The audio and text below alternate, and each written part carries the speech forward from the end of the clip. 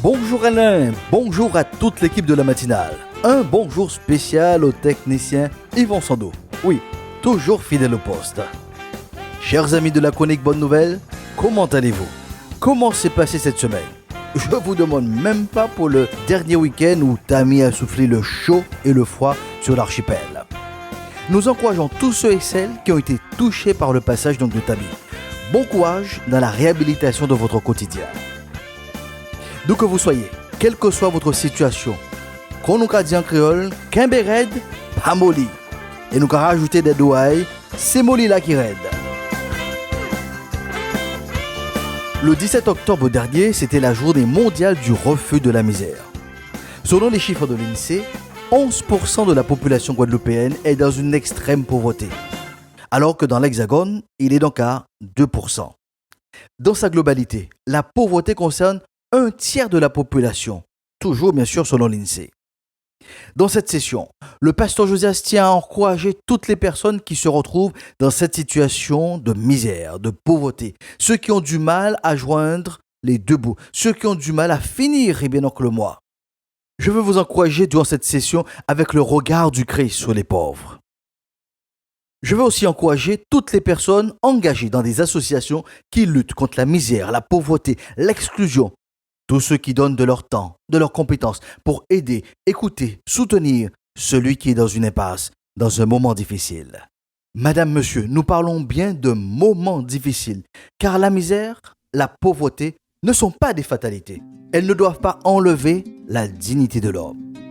Je propose d'écouter un extrait du titre « Misère », interprété donc par le groupe Forbi. Moi ka vwe moun an misère, pa ni l'amour ni un sourire pour clairer qu'est en moi. Gade yon maman ka plere, souffrance on jeune peut pas parler. On non plongé à nan misère, nan maillot en ouest. Moi des boutiques qui passaient, mi ti moun a ka souffert. Ouverti à yo papa, moi prier. Paraît-il la sans fait ailleurs qu'à laisser faire par sans la vérité. On nous baille la main, c'est ça l'amour.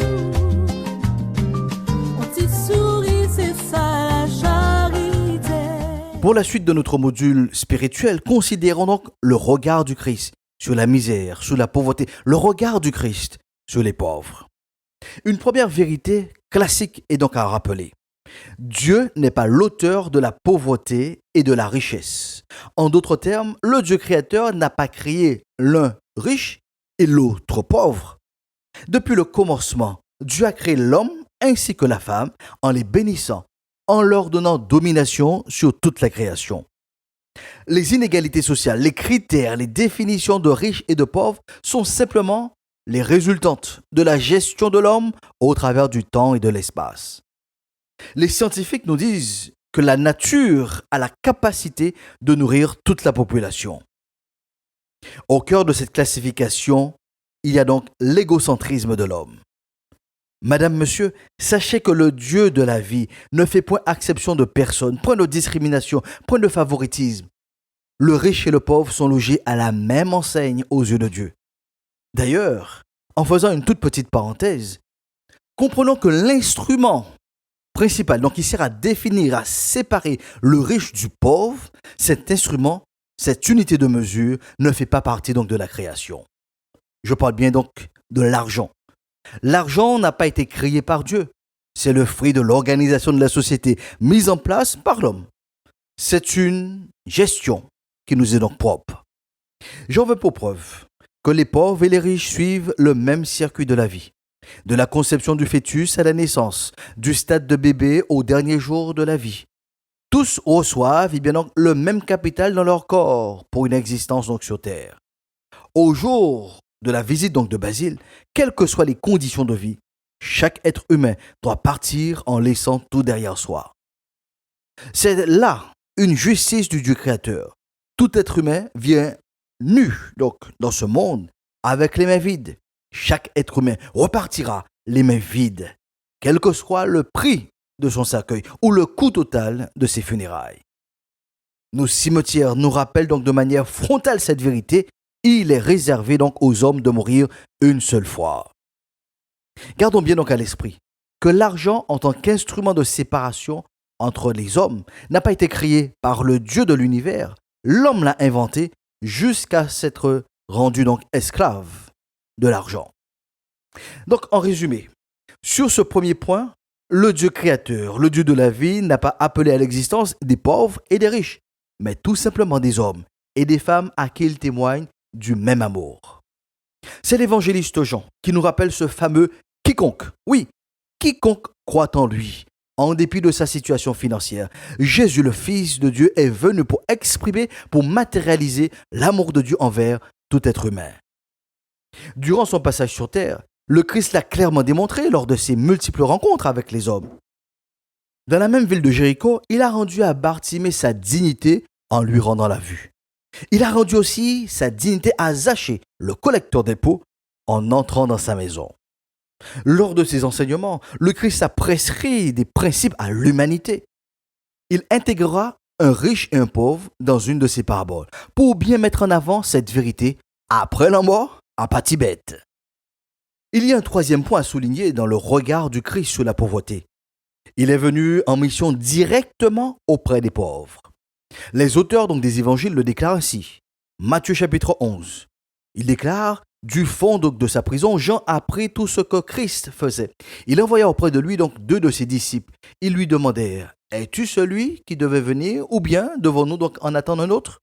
Et Jésus leur répondit: retournez auprès de Jean et racontez-lui ce que vous entendez et ce que vous voyez. Les aveugles voient, les paralysés marchent normalement, les lépreux sont purifiés, les sourds entendent, les morts ressuscitent. La bonne nouvelle est annoncée aux pauvres. En Luc le chapitre 4, l'évangéliste déclarera donc ce qui suit. Jésus se rendit donc aussi à Nazareth, où il avait été élevé, et il entra donc dans la synagogue le jour du sabbat, comme il en avait l'habitude. Il se leva pour faire donc la lecture biblique, et on lui présenta le rouleau du prophète Ésaïe. En déroulant le parchemin, il trouva le passage où il est écrit: l'Esprit du Seigneur est sur moi, car il m'a oint pour annoncer une bonne nouvelle aux pauvres. Il m'a envoyé pour annoncer aux captifs la délivrance, aux aveugles le recouvrement de la vue, pour apporter la liberté aux opprimés et pour proclamer une année de faveur accordée par le Seigneur. Il roula le livre, le rendit aux servants, et il s'assit. Dans la synagogue, tous les yeux étaient braqués sur lui. Aujourd'hui même, commença-t-il, pour vous qui l'entendez, cette prophétie de l'Écriture est devenue réalité. Avec la venue donc du Christ, cette parole des Écritures est devenue donc réalité. Le Christ affirme qu'il est venu pour annoncer la bonne nouvelle aux pauvres. Avant de s'attarder sur la mission du Christ envers les pauvres, harmonisons donc cette notion donc de pauvre. Jésus lui-même fera donc une déclaration choc. En Marc 14, verset 7, il déclare: car vous avez toujours les pauvres avec vous, et vous pouvez leur faire du bien quand vous voulez, mais vous ne m'avez pas toujours. Le Christ donc nous renvoie à notre organisation sociétale en affirmant que les pauvres sont toujours présents, quel que soit le siècle millénaire. Il nous fait comprendre que le changement de leurs conditions de vie est de notre ressort. Il précise bien que c'est dans notre volonté que nous pouvons refuser et lutter contre la misère. Juste avant de conclure sur ce point, un témoignage historique nous rappelle que l'une des raisons pour lesquelles Sodome et Gomorrhe ont été détruites par le feu, c'est à cause, et bien comme nous dit Ézéchiel 16, verset 49, voici quel était donc le crime de Sodome ta sœur. Elle et ses filles étaient devenues orgueilleuses parce qu'elles vivaient dans l'abondance et dans une tranquille insouciance. Elles n'ont offert aucun soutien aux pauvres et aux nécessiteux. Donc au-delà des statistiques, au-delà des critères pour définir, pour distinguer les pauvres des riches, la pauvreté est le résultat de notre propre gestion des ressources et des relations au sein de nos sociétés. La musique nous annonce les dernières secondes de notre chronique spirituelle. La bonne nouvelle, c'est que nous poursuivrons donc notre sujet, le regard du Christ sur les pauvres, lors de notre prochaine session, si nous sommes encore sur la terre. En attendant, proclamez autour de vous: la paix de Dieu soit avec vous pour une meilleure saison.